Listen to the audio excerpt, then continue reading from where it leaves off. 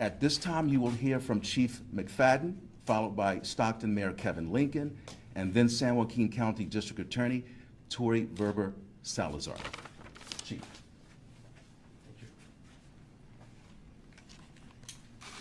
Good afternoon. I'm Chief Stanley McFadden. I thank you all for being here today. It is very important for you all to be here. Before I go into details about the arrest, I want to thank the men and women of the Stockton Police Department and our law enforcement partners who have been involved with this investigation. It's a large group of law enforcement experts that really helped us to toe the line. It's the San Joaquin County District Attorney's Office, the San Joaquin County District Attorney's Bureau of Investigations, it's the San Joaquin County Sheriff's Office, it's the San Joaquin County Probation Department, Lodi Police Department, Manteca Police Department, Lathrop Police Department, Tracy Police Department, Oakland Police Department, California Highway Patrol, California Department of Justice, California Department of Corrections, Chicago, Illinois Police Department, Federal Bureau of Investigation, ATF, and United States Marshals. I also want to thank our law enforcement families for supporting their loved ones who were dedicated and spent many hours away from home to investigate these homicides. To our task force team, all of you have worked tirelessly around the clock to make the arrest happen. Your effort was second to none, and I could not be any prouder of each of you than I am right now. To our detectives, my evidence technicians, my task force officers, my dispatchers, records personnel, and the district attorney's office, thank you from the bottom of my heart. Our work is not done though, as this is still a very active investigation. Now for the arrest details. Please remember, I can only provide limited information for the integrity of the investigation. Just because an arrest was made does not mean the investigation stops. We now have to have a successful prosecution for our victims and their families. For the last 2 days, I have met with our victims, their families. I can't go into our conversations, but our talks were very emotional. They want us to bring this person to justice. I'm honored to tell them and all of you that we have an all-star team of district attorneys and lead detectives who will bring justice for the families. The arrest happened in 2 parts. One was community tips, and the second was good old-fashioned police work. Based on tips coming to the department's Stockton Crime Stoppers, were we able to zero in on a possible suspect. Our surveillance team followed this person while he was driving. We watched his patterns and determined early this morning he was on a mission to kill. He was out hunting. He was stopped by our own team in the area of Village Green Drive and Winslow Avenue around 2 a.m. this morning. As officers made contact with him, he was wearing dark clothing and had a mask around his neck. He was also armed with a firearm when he was taken into custody. We are sure we stopped another killing. Arrested was Wesley Brownlee, 43, for homicide. The San Joaquin County District Attorney's Office will be reviewing this investigation and will file the appropriate charges.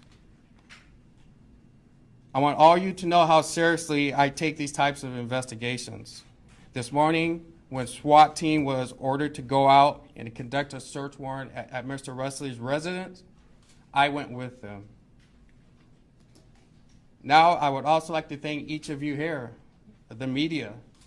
Thank you. The news coverage, thank you for the social media stories, and thank you for keeping the victims' memories alive during your coverage. You and our community also played a part in this. We still need more tips to come in. If anyone has information about Wesley and this investigation, please get those to our investigators. At this time, I would like to bring up our own Mayor, Kevin Lincoln.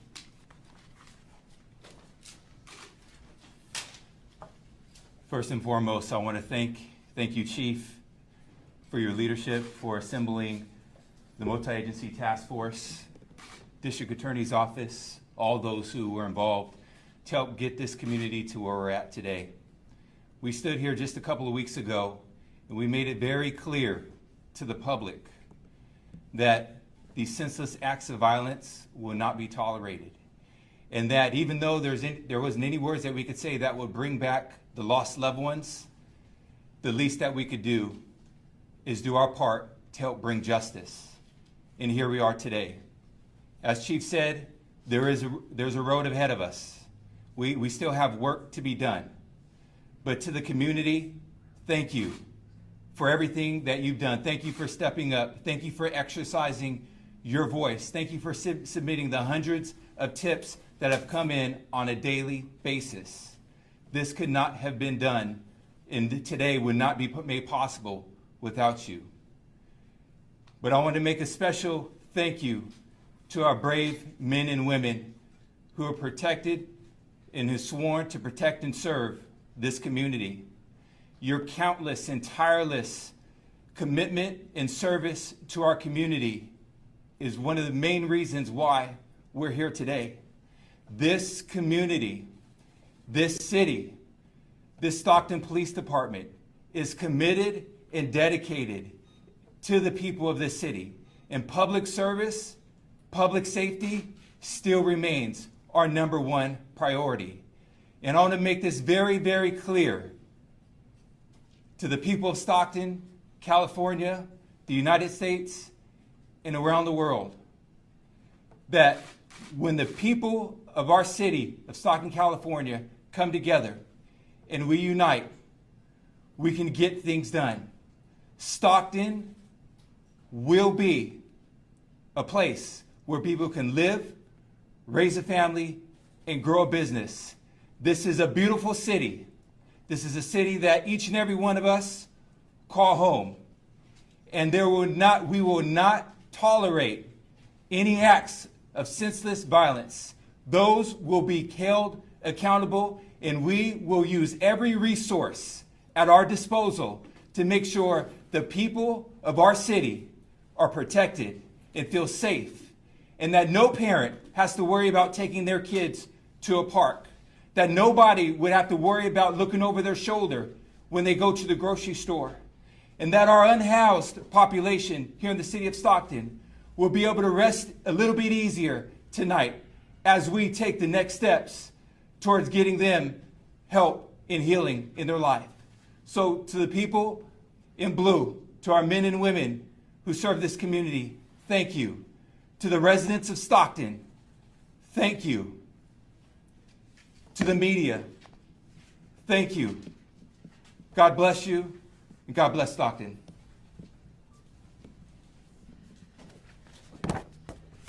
Good afternoon, ladies and gentlemen, and thank you for being here. Before I begin the statement on behalf of the Office of the District Attorney, I'd like all of us to take a moment of silence for these victims. If you would join me.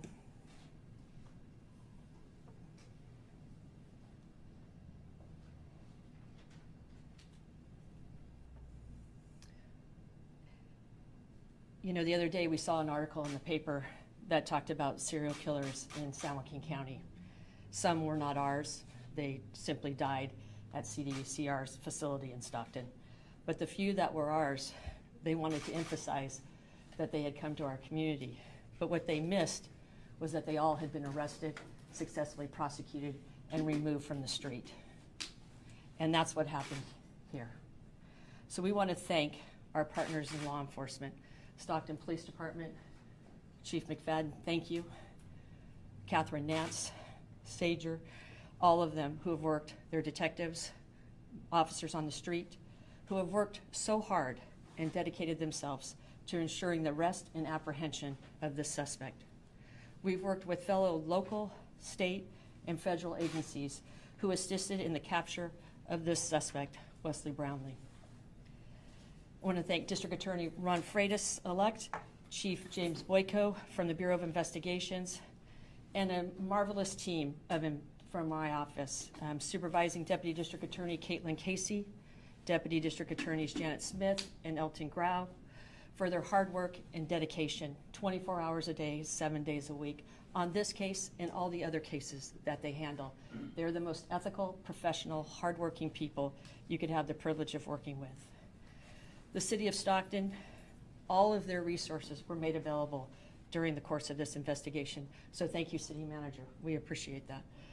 ATF and our business community, our spiritual community. I couldn't go 5 feet in this community where people weren't saying prayers that we find this individual, and prayers for the survivors and families that have been so terribly harmed by these crimes. I want to thank all of them, also those who contributed to the reward amount. In conjunction with Stockton Police Department, the San Joaquin County District Attorney's Office is committed to ensuring the safety of our community. My administration has been working around the clock to providing any necessary resources that the Stockton Police Department would need during the course of this investigation into these tragic killings. My deputy district attorneys, who have been here all night, are reviewing the evidence as we speak, and they're working actively in partnership with the investigation to determine the charges that we'll proceed on. The defendant, because I'm no longer ever going to say his name again, because he doesn't deserve to have a name. He doesn't deserve to be out there. So the defendant is what we're going to call him from now on. The defendant will be arraigned in court on Tuesday afternoon at 1:30. At that point, after the arraignment, we'll have a press conference announcing the charges and discussing those charges further with you. This is a very fluid and ongoing investigation. So we will most likely be adding charges, but at this time, we have to bring him before a magistrate within 48 hours. That clock's running now, so we have till Tuesday to bring him in.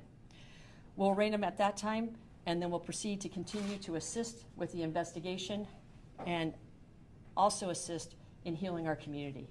Our Family Justice Center, our doors are open, our victim witness services are available, and we're here to help. This crime was solved because we're Stocktonians, because you don't come to our house and bring this kind of reign of terror and not mobilize 350,000 people, 780,000 in this whole entire county, mobilized, and captured this individual who reign of terror is no longer. So I want to thank San Joaquin County, and particularly the City of Stockton, community members, activists, people in our faith-based community, businesses, our law enforcement, our prosecution, and now we'll be rolling into the court. Thank them all for this opportunity to really bring home justice for these victims. At this time, I believe we'll open it up for questions. Yeah. We'll take a few questions and we'll do our best to respond to the extent that we can respond. Was he from Stockton? I'm sorry. Go for it, please. I too would like to thank all of our law enforcement partners, especially the brave men and women of the Stockton Police Department and the deputy district attorneys assigned to this case from the very beginning. Supervising Deputy District Attorney Caitlin Casey, Deputy District Attorney Elton Grau, and Deputy District Attorney Janet Smith. Our thoughts and prayers are with the victims and their families. And the suspect's reign of terror in our community has come to an end.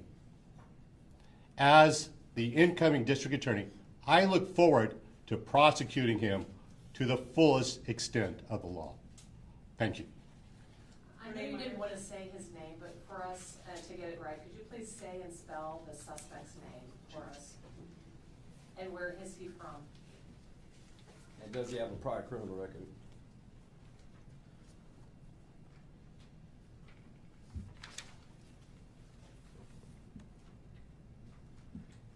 Name is Wesley Brownlee. That'd be W-E-S-L-E-Y. Brownlee, B-R-O-W-N-L-E-E, is 43 years old and currently resides in Stockton.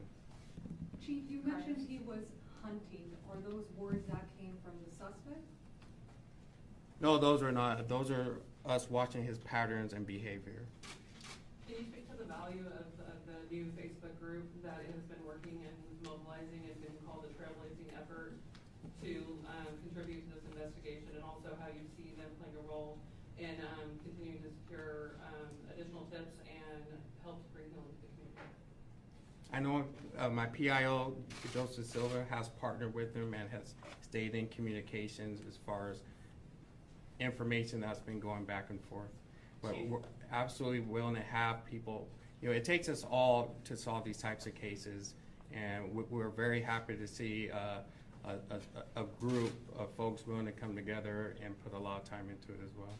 Chief, to the extent you can, could you walk us through the investigative steps that led the investigators this morning to this guy's car, and how, you know, what evidence we have to know that this is our guy?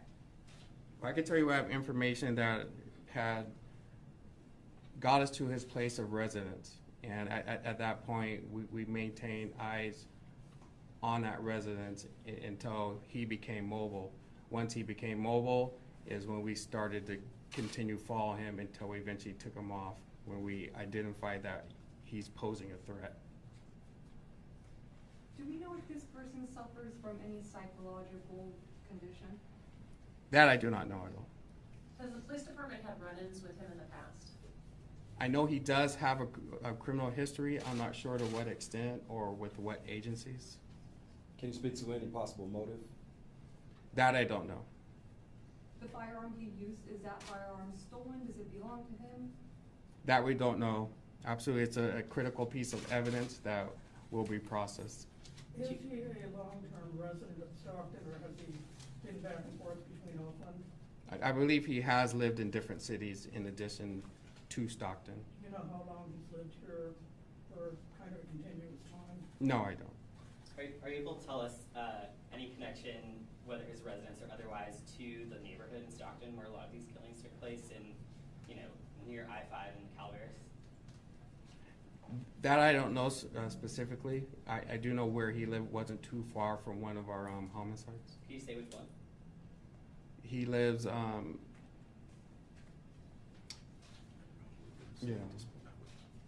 Are you able to speak to his mode of transportation? A lot of theories have been speculated as to railroad, vehicle, and foot, obviously. Can you speak to any of those details? Well, all we know is he was mobile in a vehicle, and that's all we know. We know part of his pattern in praying is at some point to get on foot. Can you describe the vehicle at all? No, we're not going to do it. Chief, you said that you followed him until you were identifying that he was posing a threat. What exactly, you know, was that? What was he doing that made you think he was on the hunt, on this mission? Just his patterns were consistent with some of the patterns that we had seen were, you know, around parks, around dark places, stopping, looking around, moving again. And at that point, we thought for the safety of the public, it was best to take this person off. All right, thank you guys. That concludes our press conference today.